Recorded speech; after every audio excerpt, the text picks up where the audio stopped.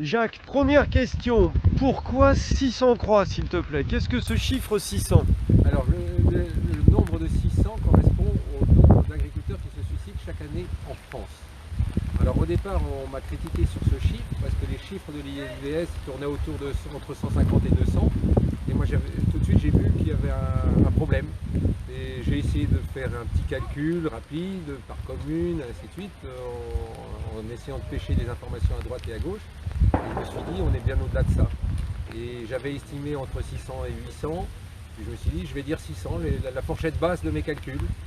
Et à l'époque, j'ai été très décrié à cause de ça, parce que ça se reposait soi-disant sur rien. Et ça, c'était donc en 2015.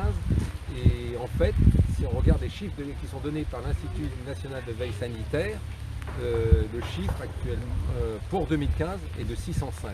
Donc je ne me suis pas trompé de beaucoup, sachant qu'il y a encore des accidents qui sont comptés accidents et qui se sont des suicides de bon sang. Mais au-delà de ça, j'aurais dû en mettre entre 1100 et 1200 croix.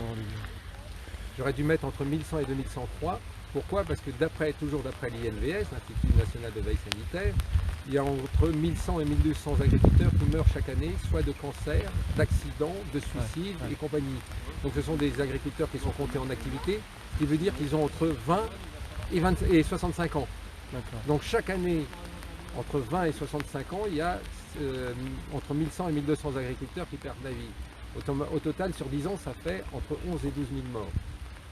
Alors pourquoi je l'ai fait? Tout simplement parce que régulièrement il y a des hommages, lorsqu'il y a une profession qui va mal, il y a un suicide chez un policier, systématiquement on en parle dans les médias. Souvent le ministre se déplace, mais il n'y a jamais eu d'hommage pour 600 agriculteurs qui se suicident et encore moins pour les 1200 qui perdent la vie chaque année. Surtout ces 1200 sur 476 000 agriculteurs actuellement en activité. C'est même un peu moins maintenant, parce que les derniers chiffres que j'ai doivent être de 2017-2018. Donc ça fait un agriculteur pour 400 en activité qui perd la vie chaque année. 1 pour 400. Et ils ne sont pas morts à 93 ans pour cause de Covid, ils sont morts en pleine force de l'âge, entre 20 et 65 ans, je tiens à le rappeler. D'accord. Et pour moi, c'est voir ça, on nous parle souvent de société en progrès, on a fait de progrès de l'agriculture et ainsi de suite. Moi, quand je vois une société où les gens se suicident, sont tous en burn-out, où il y a un mal-être profond au travail, quelles que soient les professions, on pourrait parler du personnel médical, des policiers, des instituteurs, il y a plein de professions où on se suicide. Moi, j'appelle pas ça du progrès. Le nombre de suicides chaque année augmente. Moi, j'appelle pas ça du progrès. Un progrès sociétal, c'est qu'on vit en société et qu'on vit heureux. Donc, je me suis dit, puisqu'on n'en parle pas, il faut faire quelque chose. Alors, je disais aux gens, il faut faire quelque chose, mais il faut des yaka faucons, vous savez, il y en a beaucoup. Et du coup, moi je me suis dit, je vais le faire.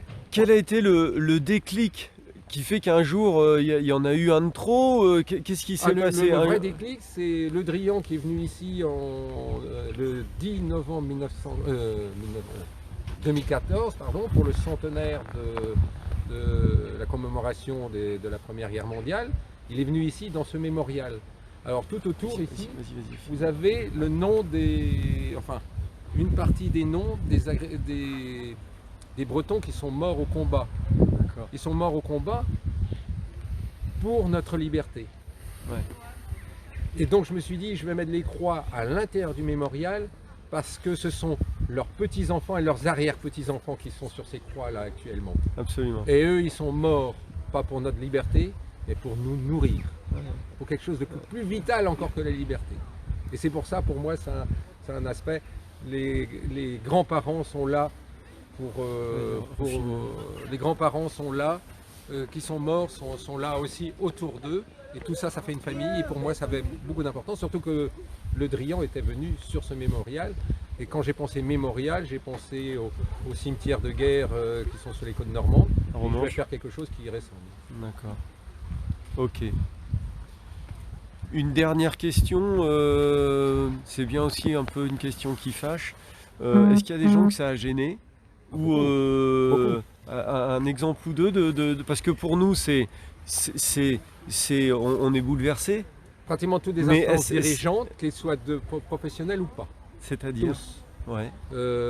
Pour moi, il y a quelque chose d'aberrant sur cette affaire-là, c'est qu'à chaque fois qu'on parle des suicides, on parle de causes multifactorielles, de solitude et ainsi de suite. C'est faux. C'est pas une histoire de solitude. Les infirmières qui se suicident, elles travaillent en hôpital, elles ont des enfants, elles sont pas seules.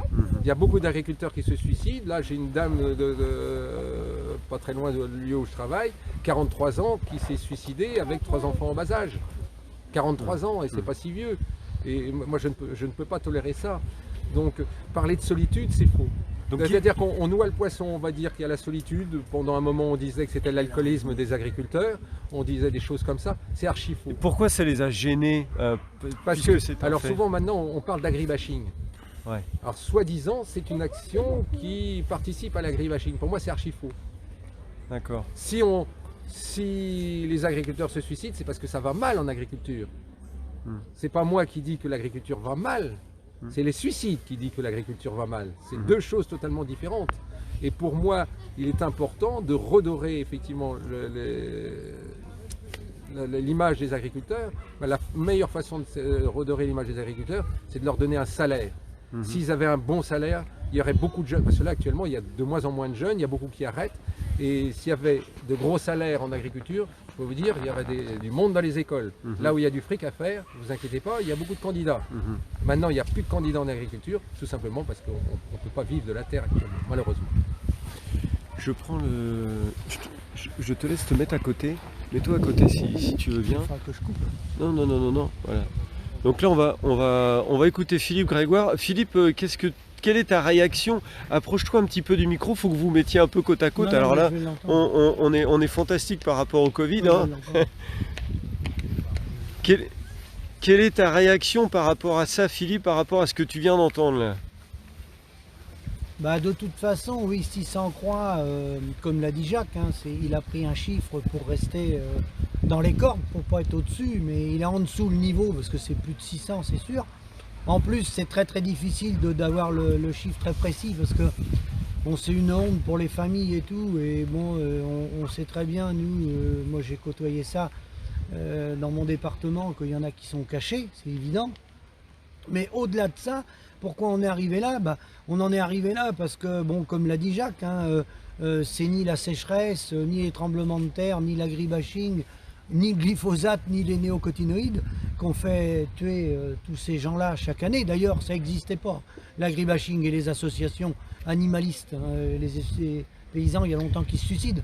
Donc en fait, ce qu'a fait ça, c'est le modèle économique ultralibéral prôné au niveau européen, mais plus largement au niveau mondial, qui a fait qu'il y a 3 centrales d'achat, il y a 2 principaux acteurs dans l'agroalimentaire dans chaque branche, même dans la volaille, il n'y en a plus qu'un. Dans les veaux, il n'y en a plus que 2, c'est les Hollandais. En lait, il y en a 2.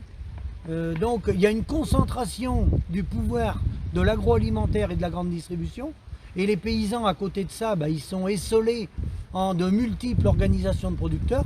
Et le tout chapeauté par une cogestion avec le principal syndicat qui fait partie du bras de l'agroalimentaire. Donc le verre est dans le fruit, quoi. Alors j'ai une question. En 2016 ou 2015, je sais plus, tu es allé à l'Élysée. Oui. Tu as rencontré le président de la République en personne avec Oui.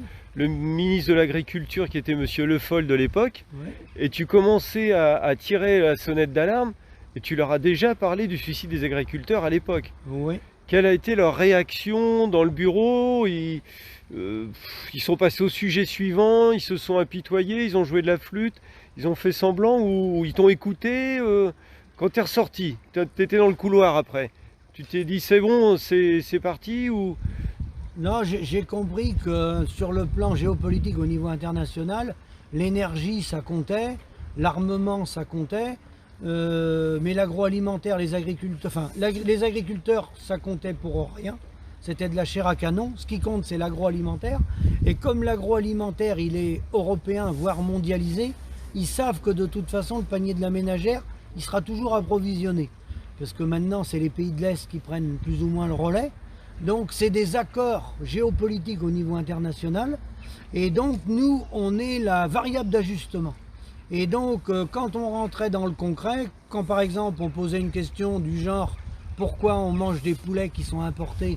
à 22 000 km de nos frontières, eh ben, il répondait soit je ne peux rien faire, soit c'est très compliqué. Voilà. Donc en fait, on ressortait du rendez-vous comme on l'était rentré. Je dirais même que c'est même décevant de dépenser autant d'énergie pour aller à l'Élysée et pour revenir avec de si petits résultats. Si j'ai bien entendu, avec un président qui te dit, dans mon pays, je ne peux rien faire sur gros, son agriculture. Dès que c'était compliqué, il ne pouvait rien faire. Dès que, soi-disant, c'était compliqué, il ne pouvait rien faire.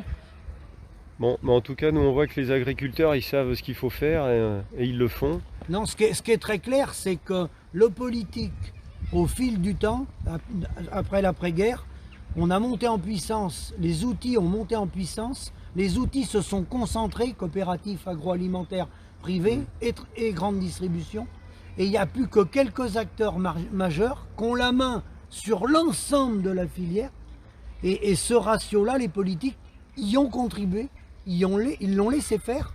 Et puis les agriculteurs, la réponse qu'on nous apporte, la plus simple, qui est toute faite, c'est de dire celui qui a un problème, faut qu'il arrête.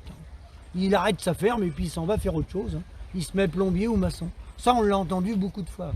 Oui, sauf que, et ce sera peut-être le mot de la conclusion si je peux me permettre, un pays où il n'y a plus de paysans, c'est plus un pays. On va continuer de se battre.